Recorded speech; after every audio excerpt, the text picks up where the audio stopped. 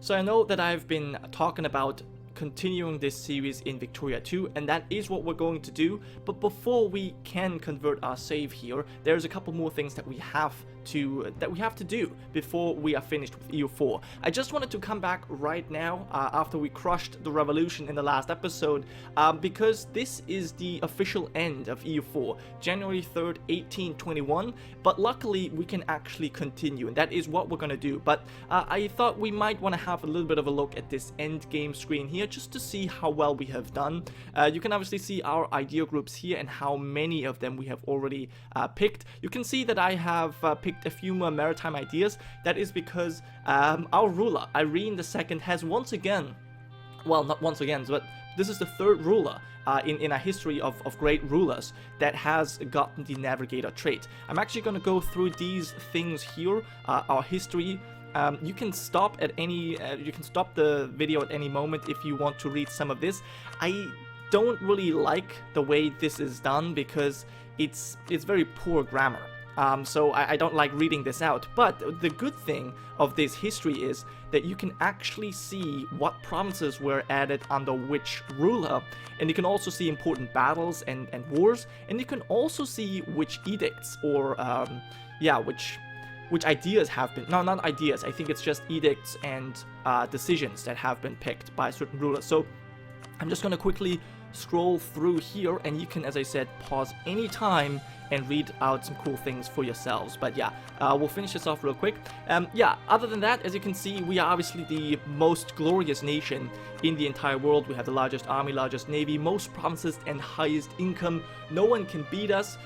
We also have a very good diplomatic game that we're going to go and check out in a second. But here, before we do that, I would like to have a look at the statistics. This is something new that Paradox has implemented in one of the later patches, and I've never, I've hardly ever make it until the end of the game. So, I thought we might as well have a look at this as well.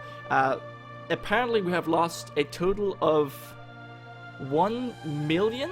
Is that 14 million? That's... Hold on, that was 1.4 million units. It says that we lost 1.4 million troops every year. I don't think that is true. I think that must be the total. And we killed 2 million. Or is that... Actually, hold on. That is 21 million enemies that we killed. I don't think we killed them each year. I think this is truly just a total. But still, that's pretty impressive. We have never lost a war, but we have won 68 wars. 86 wars. That's pretty impressive. Maria II, who was the ruler that we that played in Crusader Kings 2, she was converted over to EU4, and she was our longest reigning ruler. So that's kind of interesting. Other than that, yes, we have some ships. Apparently, we lost 5 provinces. I don't remember when we did. To be quite honest, I don't know when that was the case, but it's fine. We have 130 military leaders. Okay, yep. Our most legendary leader was apparently Sebastianos Tiberius. Okay, interesting. And our grandest province was, of course, Constantinople. Good. We had apparently 48 disasters. That seems a bit much. Anyway, it's a nice feature to have this statistic, but as I said, we're actually not done yet. We are going to continue the game. This is not an Iron Man save, so, I thought we might as well close the gap until January 1st, 1836, so that we can have, that we can continue on in Victoria 2 without a break in between.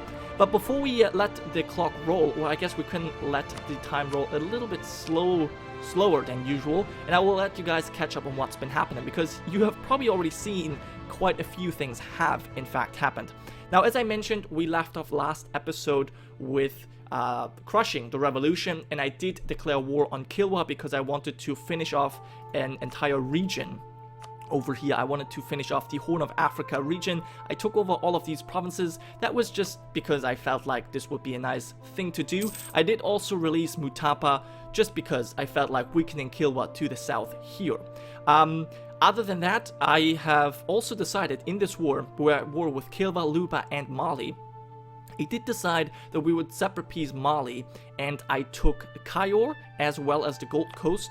These two provinces, one is the center of trade, or I guess an important natural harbor, whereas the other one is a estuary. And I just felt like it would fit our character since we did gain the navigator trait. So I felt like, you know, that would kind of make sense, getting some overseas provinces. And a lot of you guys were actually interested or were pushing me to take over the east coast of Africa, so I felt like this would be a good way to do that.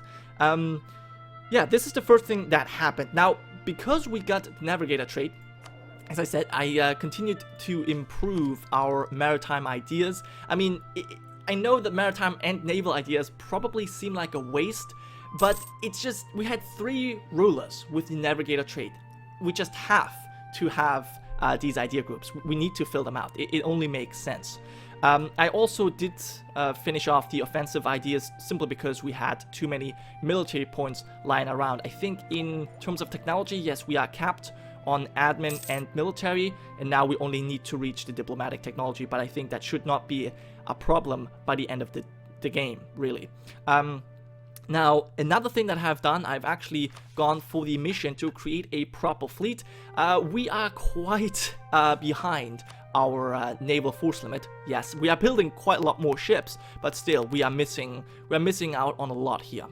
Anyways, though, we have quite a lot of money saved up, and I mean to spend a lot of this on building the Suez Canal. That's going to cost 20,000 ducats, and I think it's going to also take a while, but I feel like even though we're not necessarily an architectural visionary, we should still do this because it only makes sense as a navigator. We need to navigate our ships through the Suez Canal to reach, well, to basically protect our African holdings and also to reach our colonies in Australia and even, well, the Philippines, I guess, much more easily than having to cross the Cape of Good Hope right here. So I think we should start this.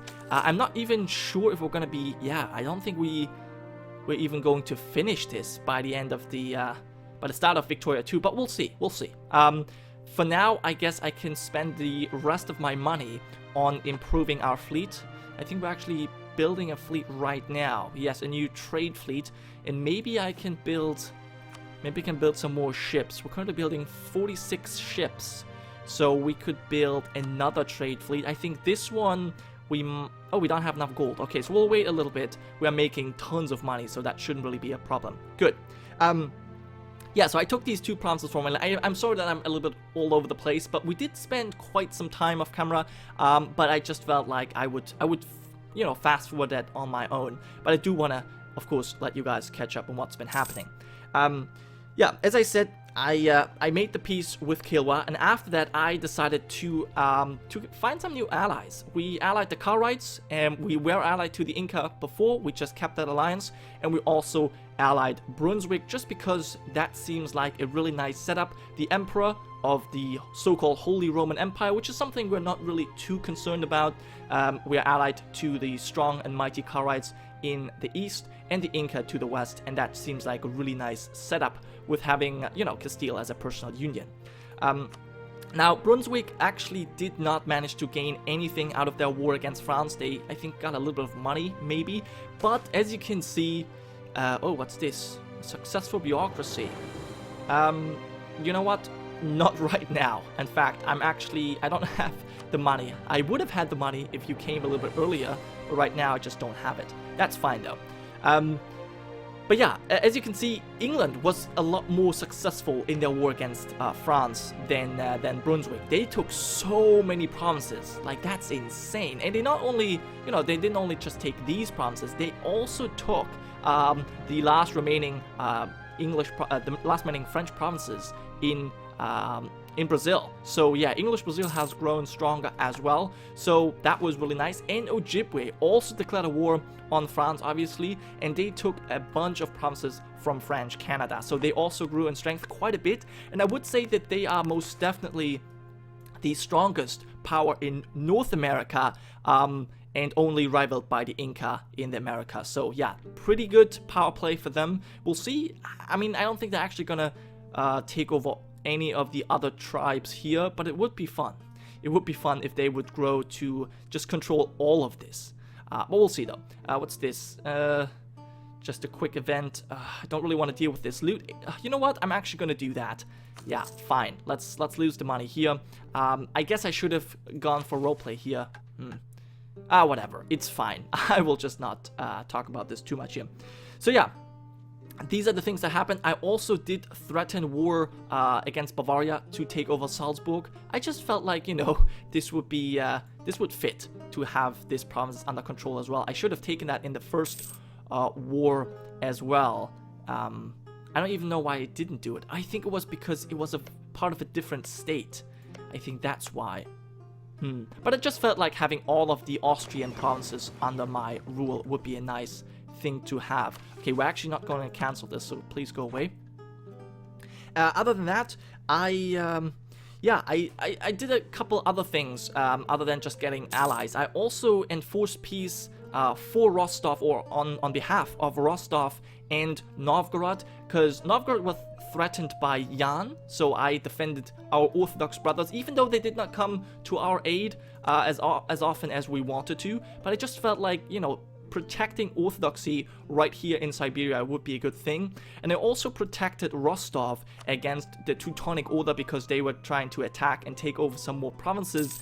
And both of these wars that I enforced ended in white peace. I actually did have to fight, but it was not really particularly difficult, as we have by far the largest army in the world, so no one could really stand against us. As you can see, Bavaria has just retaken some provinces and they have connected their lands. So yeah, Bavaria is still very powerful, but I don't think they have any good allies, no. So, okay, I'm not too concerned about them, but yeah, we'll see which of these nations comes out on top, which of the German nations comes out on top in Victoria 2. So basically what I'm doing right now, I'm going forward so that we can maybe build the Suez Canal, but I also want to find out what new personality trait our ruler is gonna get, because that might decide our last decisions here. Quality wool. Okay, very nice. Even more gold. Nice. So yeah, because there is a chance, of course, that we could become a conqueror or a zealot, and that might, you know, make me declare some last-minute wars. And I've already decided what kind of things we could attack.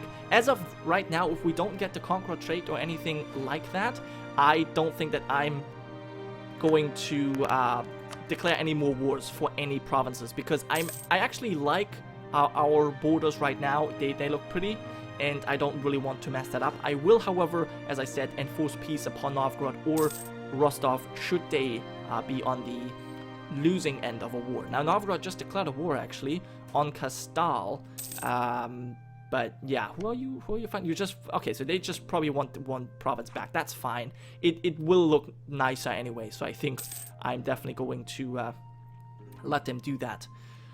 Okay, now Victoria 2, just, you know, as a thing I want to mention here, Victoria 2 is not about war. It's quite a different game. I haven't actually played it in a long time, but the way I remember it, it was more about economy and these kind of things, and spreading your influence without having to resort to war. So, yeah, I don't think, if we're not gonna make any more conquests in EU4, our borders will not change that drastically in Victoria 2, which is fine by me, but yeah, I think we should just make our last claims in EU4 before we convert the game. Alright, so I think I've let you catch up on everything pretty much. Now, one thing that I have not mentioned just yet is that I also created some new states, only in Italy though. I think, yeah, I've basically made all of Sardinia and Corsica, Sicily, and the former Neapolitan lands into cores, just because, you know, we are somewhat the successor of Rome, or we are Rome in a sense, even though we never actually formed it. So having, you know, accepted the Italian culture, it just makes sense for us to also make these provinces states. And we just saw a peace deal here. Do we see this? Okay, I'm not entirely sure. The Creek have decided to declare another war on the Aztec. Now the Aztecs, yeah, they have been completely and utterly crushed. I don't think they will have any chance at all. They are fighting so many men. The Maya, the Creek, Navajo, Jayland. Oh, that's interesting. But they do have some people on their side. They have the Cherokee and the Shoshone on their side. So they're not without friends. But I don't think they will stand a chance. So what kind of wars are going on? Novgorod, you're winning against Kastal, even though a lot of provinces are being occupied. That's fine. And there was a big war going on here in Asia as well. I think the Kharites were involved in that war. There was yeah, I think they lost provinces to Yi. Yi declared a war together with their ally Chu against Shu, and they were quite successful. So yeah. Now, as for great powers, who do we actually have as a great power right now? We have ourselves, number 1, the Kharites are number 2, our ally, England, number 3, France, number 4, Chu, Inca, Ojibwe, and Yan. So 2 Asians, 2 Americans, and then, no, 3 Asians, in fact, yes, 3 Europeans, and 2 Americans. Interesting. And our ruler has gotten the Midas touch trait. Okay, so that means no more wars of conquest. The only wars we're gonna fight, obviously, defensive wars, or wars, I guess, kind of containment wars. If we see that a nation is getting too powerful, especially close to our borders or threatening orthodoxy, then we are going to do something about it. But other than that, we are not going to fight any more wars. So on that note, I am going to cut the video here because I'm just going to fast forward until 1836, and yeah, we'll see if we can build the Suez Canal. So after I finished off the Maritime Idea Group, I was actually able to pass 2 more decisions. First of all, I enlisted privateers, and then I confirmed our rule by the sea, which is giving us the following bonuses. It's not really necessary, but just felt like, you know, why not? Why not click these buttons? So, as I said, I have finished off, well, not only an idea, the Maritime Ideas. Now the only thing we have left is espionage. We might get that, we might not. It really depends on how many points we have left over at the end of the day, but I did go for the last technology, so we should be all set for Victoria 2. Now, I also finished my mission to build a grand fleet. We actually have, I think, 600 ships. Well, we lost a couple of them because we are currently in 2 wars. Both times we're defending our Orthodox brothers. One is helping out Novgorod against Yan and Shun, and the second is helping Rostov against the Teutonic Order. And just when I joined, they actually called in England, so now we have to deal with England as well, and they have been attacking our huge trade fleet over here that has been privateering the English Channel for quite some time. So I had to send over my big home fleet to blockade at least parts of their navy, but so far I think things are going our way. Now, I spent the rest of my money on building some manufactories because, as a Midas touched, I felt like this would be the most, well, the most useful thing to do as a preparation for our conversion to Victoria 2, because we, you know, manufactories are the early factories, so it kind of makes sense to build as many of them as we can. Now, we also had a couple events concerning the Suez Canal, but I haven't really been able to figure out where exactly we can see the progress of this project. So yeah, I'm kind of been left in the dark as to how far our progress has come on this project, but I guess we'll just find out. Hopefully. Anyways, I also started to integrate Castile. We only have 6 years left, so there's no way that we're gonna finish the integration of Castile. I really don't know how things are gonna turn out in Victoria 2, but we'll just see. I thought, you know, why not just start the annexation?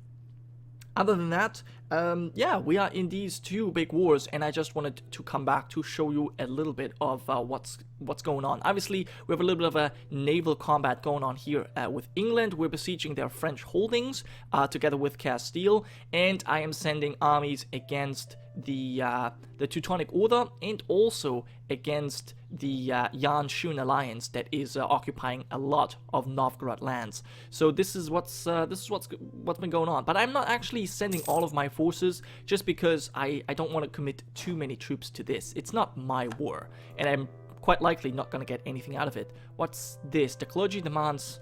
Oh, yeah, I've just developed a couple of provinces, so I guess the clergy wants to have a little bit more land. Let me see what I can do for ya. I guess I'll just give you... You know what? There you go. This should be fine.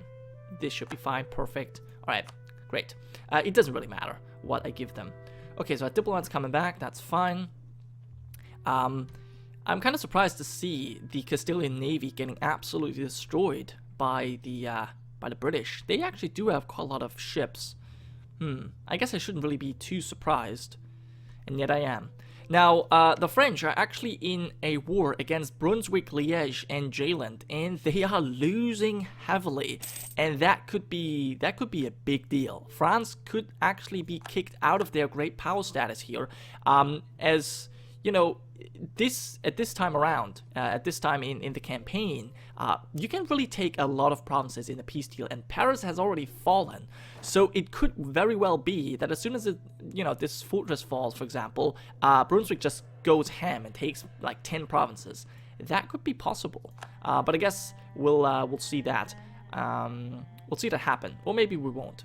Yeah, anyway. So we're gonna finish off sieging Twer here. Once that has fallen, once we have retaken that fortress, we'll probably destroy this Teutonic army if it has not, moved too far away by then. In fact, you know what? I might actually, I may send you to Galich, which is a strange name. Maybe I'm saying it wrong too. But anyways, we're gonna send you here. That should be enough forces to deal with this Teutonic Order army.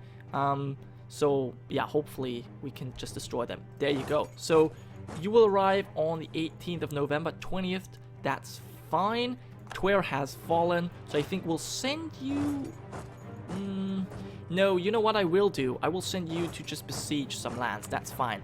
I think that at the end of this war, I would like for Rostov to take over these 3 provinces, because it's just kind of ugly that the Teutonic Order has this, so I would like to, get rid of this. Luba declared a war upon England. That is interesting. That is really interesting.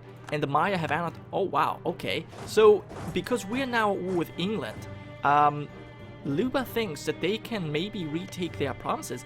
I would be all for that. I'd be all for that. In fact, Castile's already down here besieging some of English Congo.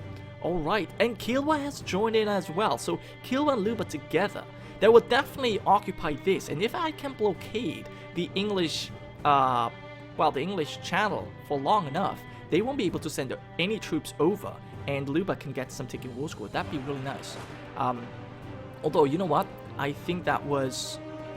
Yeah, Teutonic Order's helping out England as well, and it might be... Let me quickly check this out. Is it a... It's a nationalist war. So what is the war goal? I don't know. Kazanje. Oh, no, okay, so they will have the taking war score on their side. That's pretty impressive. I like that. Alright. Let's just move on, I think. Yeah, so we're gonna have this one battle here. We'll just see how it goes. We should actually... we're actually not doing that well. I just got my army wiped out. What the heck? Alright, well, yeah. I had one army down here, and apparently I was not really paying too close attention. But we got wiped out.